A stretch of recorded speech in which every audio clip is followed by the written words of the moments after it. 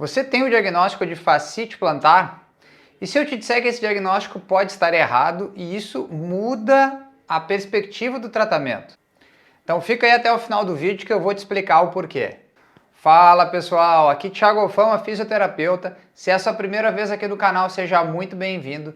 Já aproveita para se inscrever e no final do vídeo, se gostar do conteúdo, curte ele, compartilha que o YouTube entende que é um conteúdo relevante e me ajuda a distribuir mais ele.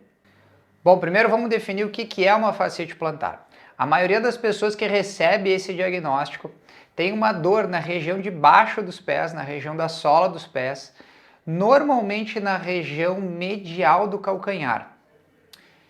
Essa dor, ela tem uma característica de ser muito mais intensa logo nos primeiros passos quando a gente sai da cama de manhã.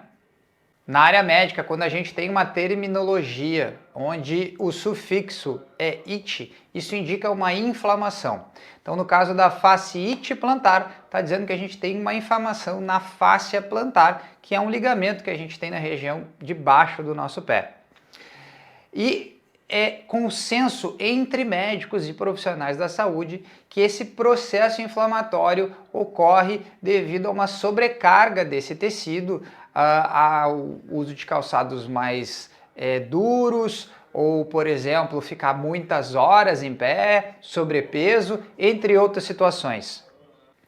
Ok, agora que eu sei o que é uma fascite plantar, por que esse diagnóstico pode estar errado?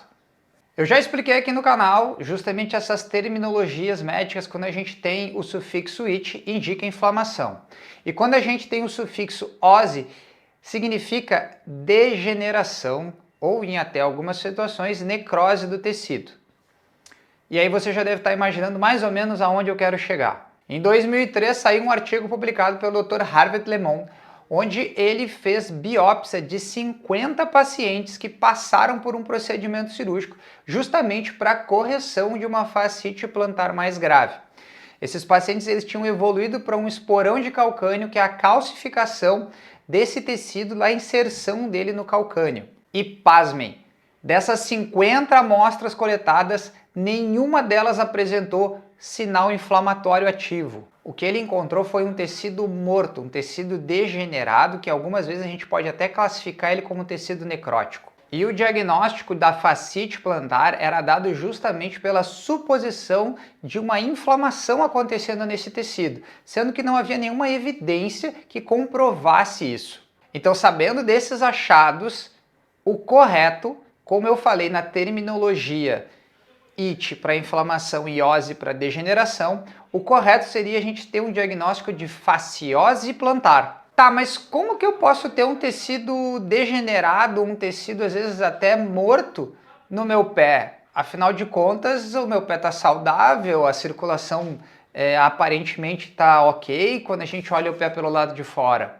Em 2019, um outro grupo de pesquisadores trouxe uma perspectiva que pode explicar isso. Quando o dedão do pé é puxado para dentro com o uso de calçados mais justos ou calçados apertados, quando ele faz aquele movimentinho de juntar os dedos porque o calçado é fino, mulheres que usam sapatos de bico fino, rasteirinha, homens que usam sapatos mais afunilados à frente, a gente tem um alongamento de um músculo na lateral desse dedão que faz com que gere uma compressão sobre uma artéria que passa exatamente nessa região.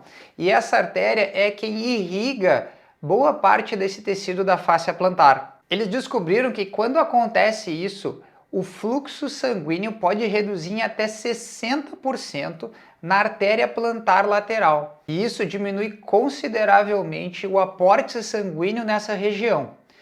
E o aporte sanguíneo é super importante para a gente regenerar os nossos tecidos. Afinal de contas, a gente sofre estresse o dia inteiro e o corpo tem uma capacidade de se regenerar. Mas quando esse fluxo sanguíneo está diminuído, a capacidade do nosso corpo tem de regeneração, ele acaba diminuindo. E se a gente olhar especificamente para o pé, né, ele está sofrendo uma carga o tempo inteiro.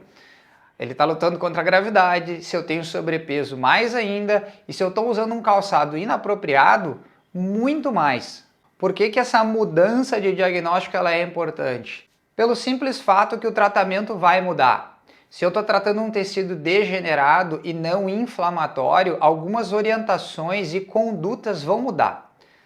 Atualmente, ainda esse diagnóstico de fascite plantar é encarado como um processo inflamatório. Então a gente tem a orientação para o uso de gelo, anti-inflamatório e fisioterapia associada.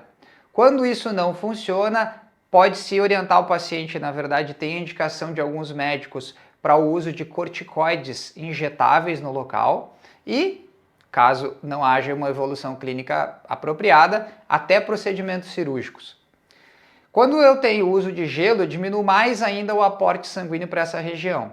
Se eu faço, por exemplo, uso de corticoides injetáveis, eu posso acelerar e aumentar ainda mais esse processo degenerativo. E talvez seja por isso que cerca de 50% dos pacientes que passam pelo tratamento tradicional não tem uma melhora clínica. Se a gente está tratando um tecido degenerado, ou que tem um processo de degeneração acontecendo, eu tenho que aumentar o aporte sanguíneo sobre essa região e diminuir a carga sobre ela.